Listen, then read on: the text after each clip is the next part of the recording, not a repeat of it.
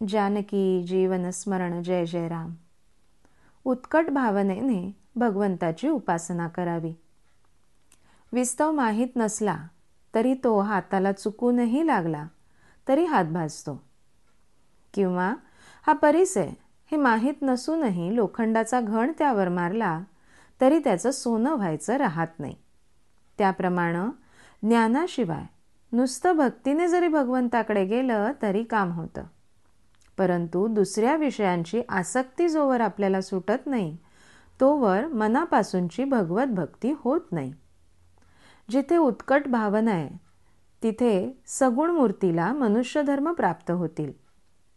उपासक देहाला विसरला की उपास्य मूर्तीमध्ये त्याला जिवंतपणा अनुभवाला येऊ लागेल. शिवाय जे इतर लोक थोडे तन्मय झालेत त्यांना देखील ते अनुभवाला येईल.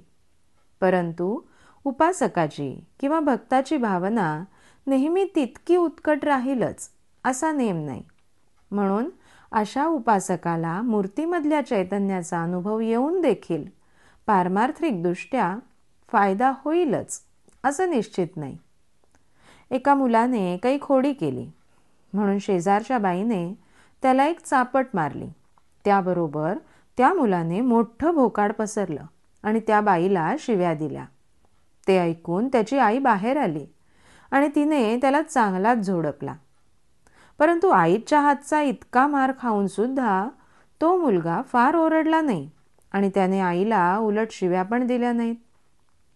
हे जसं खरं त्याप्रमाणे आपल्यावर येणारी संकट ही भगवंताने आणली आहेत अशी निष्ठा असेल तर आपल्याला त्यांचा त्रास होईल पण त्यांनी आपली शांती बिघडणार नाही.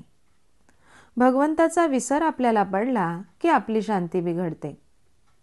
ज्या दातांनी सिंह मोठाले प्राणी मारतो त्याच दातांनी तो आपल्या पिल्लांना इजा न करता उचलतो हे लक्षात असू द्यावं. आपण निष्पक्षपाती बुद्धीने विचार केला तर भगवंताचा मार्ग आपल्याला सापडेल. भगवंत हा सर्वांना साध्य आहे, फक्त काही न करणाऱ्याला तो साध्य नाही. आपल्याला जेवढं जमलंय तेवढं आपण आधी करावं, मग पुढील माहिती आपोआप मिळते. त्यामध्ये समाधान असावं. उगीच जास्त चिकित्सा करणं हे मीपणाचं आणि देहबुद्धीचं लक्षण आहे. ज्याला भगवंताचं सानिध्य लाभलं त्यालाच निर्भयता आणि निर्वासनता येईल. प्रत्येक माणसाला आधार लागतो, पण आपण अपूर्णाचा आधार धरल्यामुळं आपल्याला निर्भयता येत नाही. यासाठी भगवंताचा आधार धरावा. बुद्धीने निश्चय करावा आणि मन भगवंताकडे लावावं की इंद्रिय तिकडे बळजबरीने जातीलच. राम उपाधिरहित आणि त्याचं नामही उपाधिरहित आहे. म्हणून ज्याप्रमाणे खडक किंवा वाळू पाण्याशी मिसळत नाही, साखर किंवा मीठच विरघळतं आणि समरस होतं, तद्वत रामाशी त्याचं नामच समरस होतं. तात्पर्य सर्व सृष्टी रामरूप दिसणं हेच भक्तीचं फळ आहे.